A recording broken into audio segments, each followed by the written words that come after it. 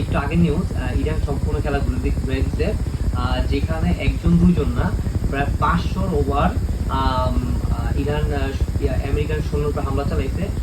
যেসব ইরান যখন বলছিল যে আসলে প্রত্যেকটা হোটেলকে টার্গেট করে হামলা চালাবে যেখানে যেখানে আমেরিকান সৈন্য আছে, কিন্তু সেই নিউজটা পাওয়ার পরেই আমেরিকার সৈন্য একটা গোপন ঘাঁটিতে দুবাইয়ে অবস্থান নেয়। সেই ঘাঁটি লক্ষ্য করে ইরান দুটো মিসাইল ছুড়ে দুইটাই সফলভাবে আঘাত করে। ইরানের সর্বসেরা এই দুইটাই আঘাত ছিল। এবং শুধু এটাই না, মোস্তফা আলী খামেনি ব্রেকলি বলছে যদি এই যুদ্ধ থামাতে হয় তাহলে যে পরিমাণ অর্থ বা সম্পদ ক্ষয়ক্ষতি হয়েছে তার সম্পূর্ণ আমেরিকা ইসরায়েলকে ফিরিয়ে দিতে হবে।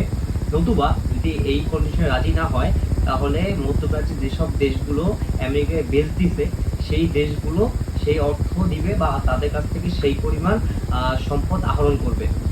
শুধু এটাতেই থামেনি, যদি তারা আহরণ করতে না পারে সেই বেসগুলো যে মধ্যপ্রাচ্যের যে দেশগুলো আছে যারা বেস দিচ্ছে আমেরিকাকে বেস করতে সুযোগ দিচ্ছে, তাদের সেই পরিমাণ অর্থের অংশগুলো ডিস্ট্রয় করা হবে, ডিস্ট্রাকশন চালানো হবে। এই অবস্থা আমেরিকার প্রেসিডেন্ট ডোনাল্ড ট্রাম্প সিদ্ধান্ত নিচ্ছে শুধু শিপ আর এয়ারপ্লেনের মাধ্যমে এয়ার ফাইটার জেটের মাধ্যমে তারা হামলা করবে না, তার পাশাপাশি তারা সেনাও পাঠাবে। যে তারা কিছু আমেরিকার শক্তিশালী সেনা আছে যারা দ্বিতীয় বিশ্বযুদ্ধে যে ব্যাটালিয়নে কাজ করছিল, সেই ব্যাটালিয়নের গ্রুপটা তারা আসলে ইরানে পাঠাবে।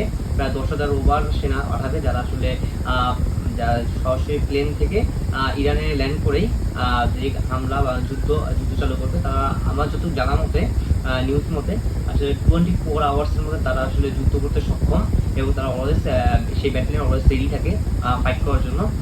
সেক্ষেত্রে ইরানের প্রেসিডেন্ট সুপ্রিম লিডার তারাও বলছে যে তারা অলওয়েজ রেডি এই যুদ্ধ সম্মুখীন করার জন্য। তাদের জন্য আমেরিকার সৈন্যদের জন্য হাত রেডি করে রাখছে, তাদের জন্য মৃত্যুকূপ রেডি করে রাখছে তাদের ভাষ্য মতে।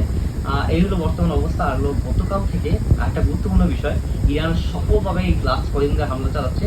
যেমন গতকাল থেকে আজকে পর্যন্ত এখন পর্যন্ত 30টা ব্যালিস্টিক মিসাইল তারা সুপার এবং নর্মাল ব্যালিস্টিক মিসাইল তারা ইসরায়েলের দিকে ছুটছে, যার মধ্যে 1 টন থেকে 1.5 টন ওয়ার হেড ছিল।